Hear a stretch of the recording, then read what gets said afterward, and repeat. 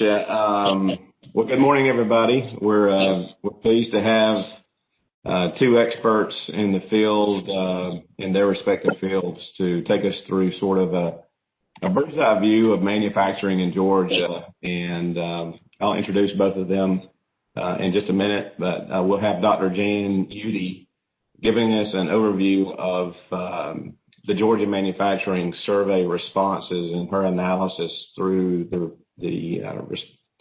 information that many of you may have participated in that survey, and she's going to give us kind of a quick snapshot of what that analysis looked like and what the needs are, what the challenges are, those kinds of things.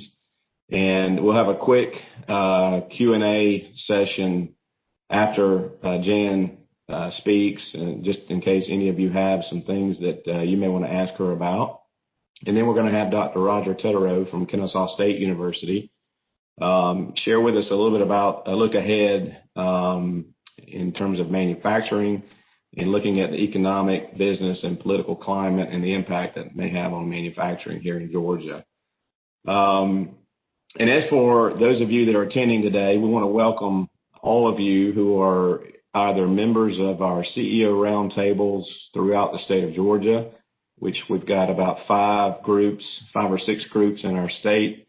So if you are a CEO and participating in our CEO roundtable members, we want to welcome you to this first statewide event that we're holding virtually, as well as our Advanced Manufacturing Consortium members and the leadership folks who are part of that program that has been running in our state for many years now.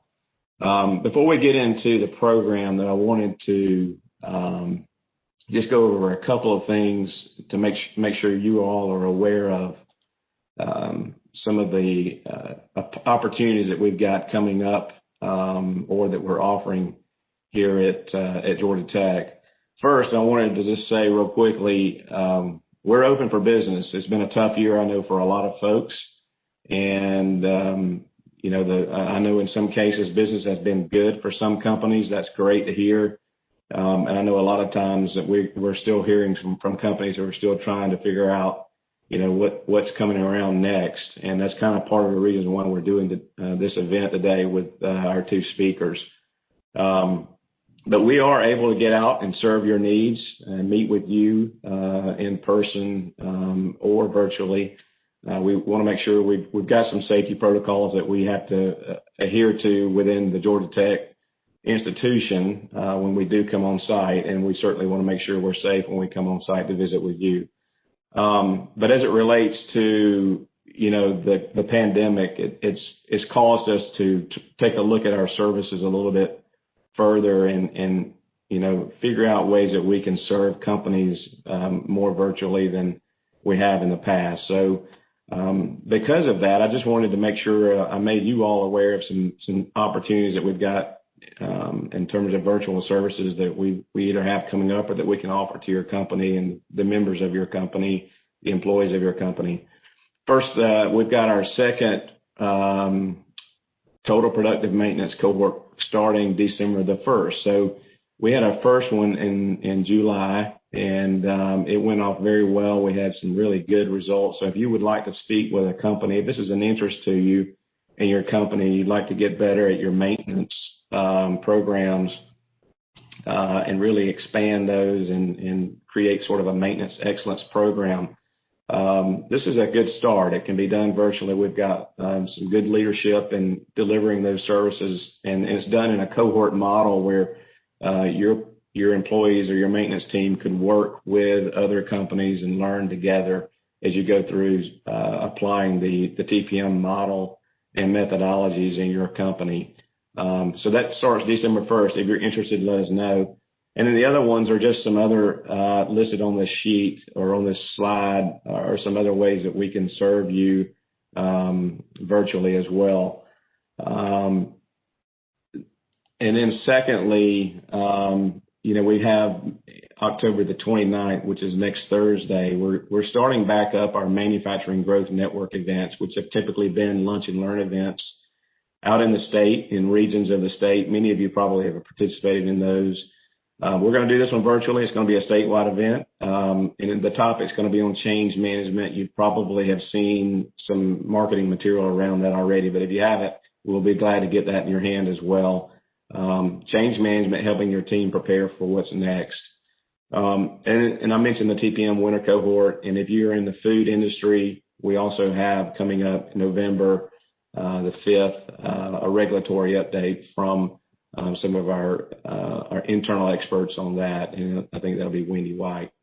The final thing I wanted to mention, and also if you're still struggling with some safety and issues and want to figure out ways that we can support you from the pandemic and COVID-19, we've got a whole website page that's dedicated to the services that we can support your company with on that. And finally, if you would just like to have one of our region manager teams come by and meet with you as a CEO or as a senior leader of your company to go through just where is your company today? What are the things you're working on? What are the challenges you're dealing with? And see if there's ways that Georgia Tech can be a partner in supporting you in those efforts. We are offering an executive review assessment that is no cost to the company, and we'd be happy to either meet with you virtually or set up an on-site one-on-one interview discussion for that as well. So those are just a couple of things I want to make sure that everyone has some awareness of that's going on with us at Georgia Tech. Many of you are longtime clients and longtime partners with us at the Georgia MEP, so we certainly appreciate all that you guys have done. The final thing I wanted to say real quick, we are just from a structure standpoint, we have, everyone should be muted, but if you did want to raise a question, pose a question, we have a chat button that you can click on, type in your question, and at the end of each one of the presentations, we'll be sure to try to get to each one of the questions that are posed. There is also an option to select raise your hand, and if you wanted to speak and pose your question verbally, that's certainly something that we can do as well, or audibly. So those are some quick structured things I wanted to cover. But allow me now to just introduce our first speaker. Dr. Jan Youtie is Director of the Research Policy Services at the Enterprise Innovation Institute at Georgia Tech. And her research focuses on technology-based economic development, manufacturing modernization, emerging technology assessment, bibliometric and patent analysis, and innovation and knowledge measurement and evaluation. She's published over 100 peer-reviewed articles and 20 books or book chapters. She has been recognized as one of the top authors in technology and innovation management research by the International Association of Management of Technology. Her recent book, The Strength in Numbers, co-authored with Barry Bozeman and published by Princeton University Press, discusses research authorship decision-making. She holds a doctorate in political science from Emory University. And Dr. Jan, it's great to have you with us today. We appreciate your taking the time to speak with us today on your research and the analysis from the Georgia Manufacturing Survey. So I'll turn it over to you, and welcome again, and thank you for joining us. Thank you, Derek.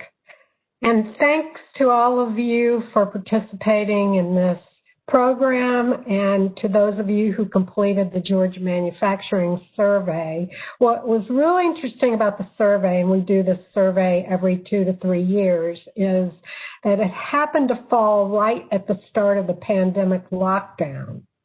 That gave us a really unique opportunity to understand what we call manufacturing resilience, or the practices that you were adopting, that you had the flexibility to adopt to save or enhance your business. So those are what I want to go over today, and I'm going to talk about them in 5 areas: finance, information technology, supply chain, workforce, and external resource use. So just a little bit about the survey for those of you who don't know about it. We've been doing this survey for several decades to help inform initially our Georgia Manufacturing Extension Partnership Program, but then as we partnered with others to broadly assist the state's manufacturing assistance resources. The survey mostly covers use of technologies and techniques and some performance metrics. As I said, we do it every 2 to 3 years because we don't want to overload you with surveys. This survey just happened to hit at February and particularly March, April, and May of this year. It's targeted to manufacturers with 10 or more employees. We got nearly 500 responses, and if we called out the micro manufacturers, we ended up with 461 respondents, which is a very good number for analysis. I want to recognize our partners, Georgia Manufacturing Extension Partnership, Kennesaw State University, Georgia Department of Labor, and the accounting firm Aprio. I particularly want to recognize Dmitry Dodonova at Kennesaw State University, who works with me on the survey on data development and analysis. So let's start with some of these insights we've gotten from the survey. The first has to do with financial management. The survey hit at a time when, in prior years, we had a very strong manufacturing sector. And you can see this because when we asked manufacturers about their sales in 2017 and then in 2019, nearly all the manufacturers that completed the survey had positive sales growth. And if you normalize the sales growth by facility employment size, the sales growth was particularly strong for large manufacturers, but also positive and strong for small manufacturers. So you were very strong coming into this pandemic. It's a matter of how do you maintain your management of these resources. One thing we've noticed from doing this survey is Georgia manufacturers don't really like to ask for tax credits or loans and grants. Only about a third of the manufacturers take up a tax credit, and another third use loans or grants. But if you're ever going to do that, this is the time to do it because we're in the middle of uncertain financial periods. So it requires good financial management, and if that makes sense within your financial strategy, this is the time to take care of that. So the next thing I want to talk about is information technology. Our Georgia manufacturers are pretty strong users of information technology. Almost 9 out of 10 respondents use at least one digital technology. The most common is enterprise resource planning, followed by computer-aided design. And if we ask what manufacturers plan to adopt over the next 2 years, we see barcode readers, digital dashboards, RFID. Those are the parts of the bar that aren't colored in. And we also see that there's a good use of internet technologies, such as supply chain management software used by nearly 40% of the respondents, and cloud-based design and manufacturing used by about 20% of respondents, even Internet of Things used by about 10% of respondents. We think of information technology linked to the internet as something that we would most prominently see in the front of the office, but it's even prevalent in the back of the office. And the pandemic lockdown has placed particular emphasis on use of information technology. And that leads to concerns about security. The rise of concerns about security is more than just do you use passwords? Do you use firewalls? It's really about, are you compliant with data security standards? The most prevalent of these are the European General Data Protection Regulation, GDPR,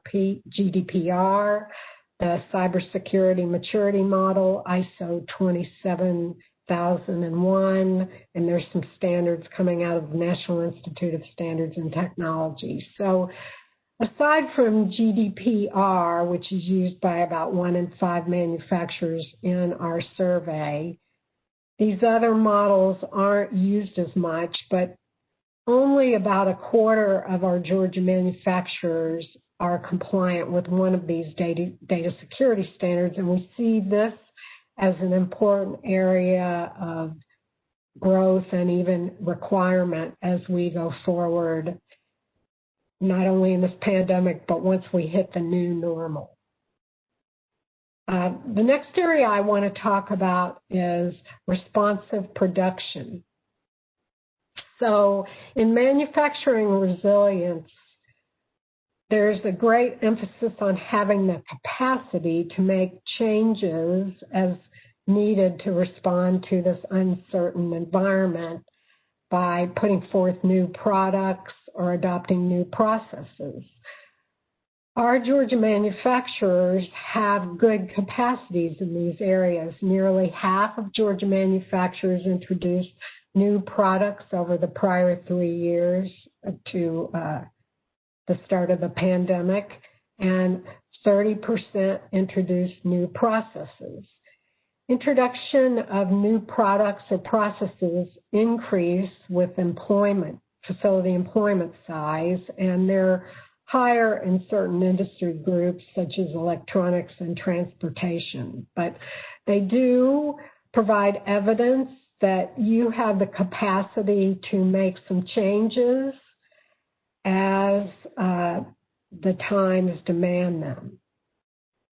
So one of these areas of change has to do with the supply chain. When we first designed our survey about a year ago to prepare for administering it earlier this year, we added a question that our Manufacturing Advisory Board suggested about how manufacturers responded to trade and tariff policy changes. This is kind of a harbinger of what we're experiencing now with the pandemic lockdown. What do you do when the supply chain situation is different? So when we asked this question, we found that about a third of the manufacturers shifted the prices to customers, increased prices to customers. Nearly 20% switched to U.S.-based suppliers, and only 11% stockpiled inventory. These changes were particularly prominent among large manufacturers and manufacturers in automobile supply chains. So it's likely that what manufacturers said they would do in response to the trade and tariff policy changes, they're considering from a strategic standpoint now in response to the lockdown. So that leads us to who might be at risk for disruptions in the supply chain as a result of the pandemic lockdown. And we see the largest area of risk is going to be the percent of manufacturers that have a pretty good share of their purchases of materials, parts, and services coming from outside the U.S. About 1 in 4 Georgia manufacturers fall into that category. So that's the category right here. And then followed by export sales, only about 14% get a large share of their sales from exports, and then imports of finished goods and outsourcing is less prevalent. So this gives you a sense of how manufacturers are looking at their supply chains in these new situations. The next area I want to look at is workforce. Workforce is always a challenge in manufacturing. It's usually when we ask manufacturers what's your most important problem or need, they always say workforce, especially technical workforce, but even over the last several years, basic reading, writing, mathematics, computing skills are raised. So the pandemic has created a unique situation because of the rise in absenteeism. And we look at it in terms of how could we shore up backup? What kind of insights can we get about shoring up backup in the face of absenteeism? One way to do this is to provide more training to workers. But we found that 45% of manufacturers that completed our survey offered no external training. Of course, external training is not the only way you can provide training, but it is a very good way for getting training, especially in new areas that can help with manufacturing resilience. The other area to think about is the use of teams. I am really kind of the only person in my organization that does this survey. So if something happened to me, my organization wouldn't have backup. I hope your organizations aren't managed that way. So if you have your employees working together in teams, you're more likely to have backup if absenteeism occurs. So we found 35% of Georgia manufacturers have at least half of their employees working in teams. And this is unsurprisingly higher for very large manufacturers with more than half of their employees working in teams. And it's higher in the electronics and transportation area. So these are some things to consider if your workforce is plagued with absenteeism during this pandemic. Next, I want to talk about external connections. The thing about a pandemic is it can really lead to isolation. We commonly find that isolation is a problem in many manufacturing situations because the manager and workers are focused on just getting their product out the door and meeting their deadlines.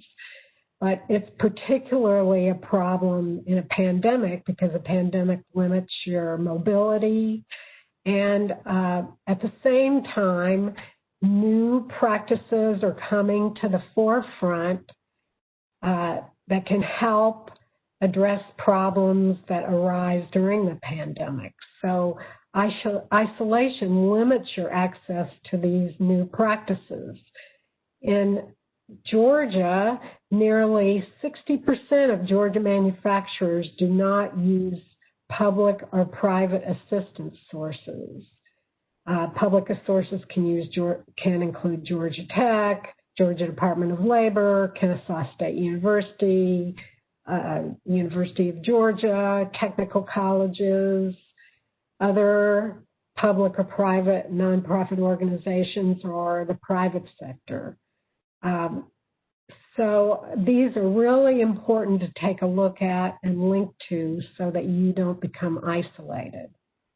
And I'm going to close now by coming back to these insights after we've seen the survey results. So we saw that Georgia manufacturers came off a very strong period of financial growth, but careful management of these resources, even looking into some state tax credit or loan or grant programs, can be helpful to allow you to ride this economic downturn associated with the virus.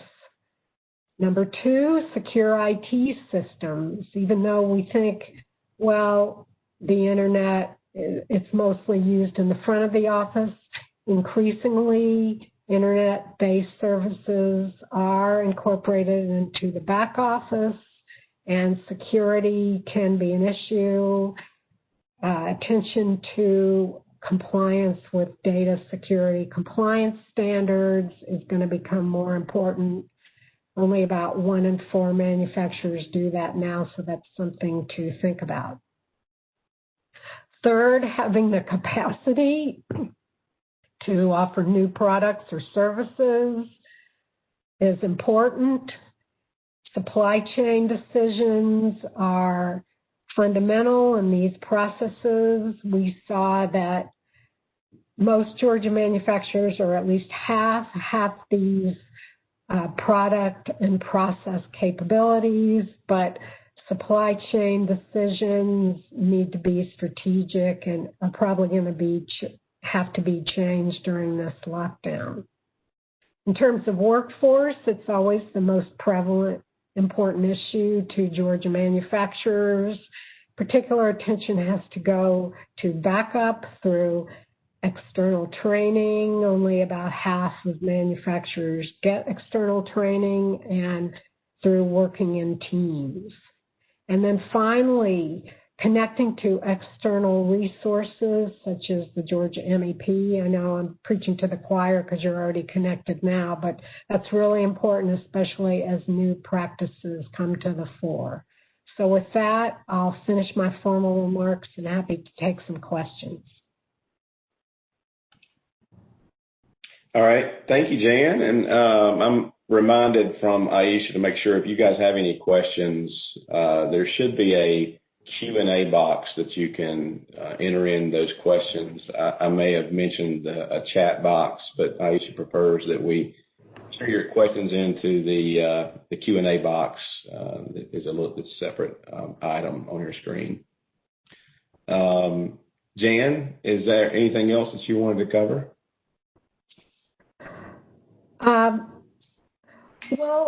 Here, if there's no questions, one interesting conversation I had with Mike Stonecipher, who may be on this call or may not, is we saw that some manufacturers said they were stockpiling inventory, and I was wondering, does that mean we're at the end of lean manufacturing? But he said, no, that these decisions should be strategic in response to changing environment. So maybe you want to make some comments about that, Derek, or some of your staff. Very good. Do we have any questions for Dr. Youtie?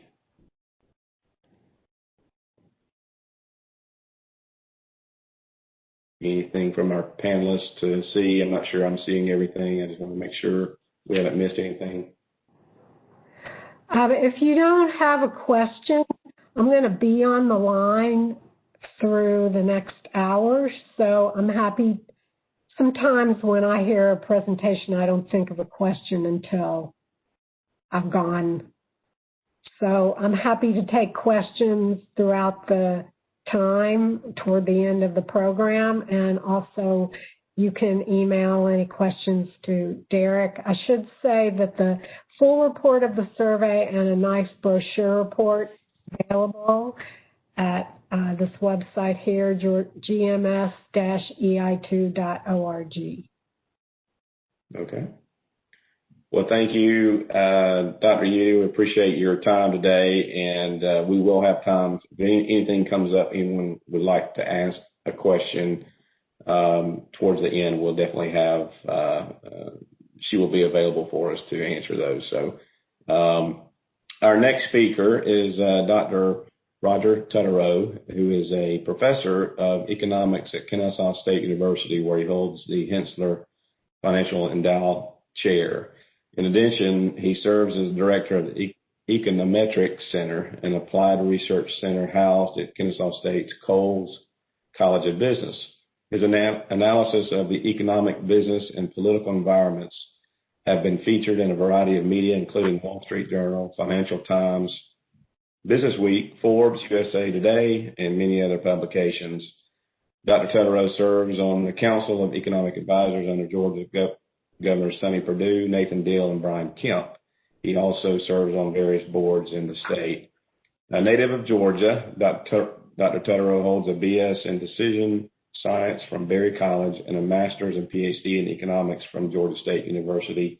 And we're pleased to have Dr. Roger Teterow joining us today. And Aisha, if you could just stop